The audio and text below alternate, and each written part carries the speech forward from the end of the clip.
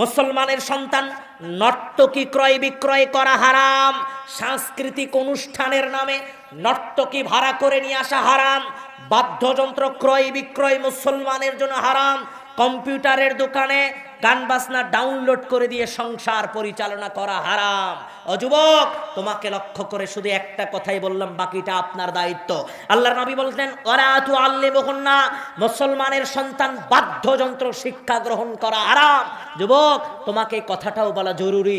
আল্লাহর নবী একদা একদিন ইবনে ওমর রাদিয়াল্লাহু আনহু বলছেন, ইবনে ওমর রাদিয়াল্লাহু রাস্তা দিয়ে হেঁটে যাচ্ছিলেন, সামিয়া ইবনে ওমর মিজবারন, কোথা থেকে বাদ্যযন্ত্রের আওয়াজ চলে এসেছে।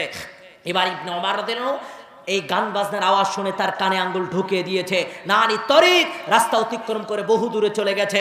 সঙ্গীকে জিজ্ঞেস করছে হাল তাসমাউ শাইয়ান, আর কি কোনো বাদ্যযন্ত্রের আওয়াজ শোনা যায়? সঙ্গী বলছে জি না। তারপরে কান থেকে আঙ্গুল হটিয়েছেন। এবার ইবনে ওমর রাদিয়াল্লাহু বলছেন, শোনো, কুনতুম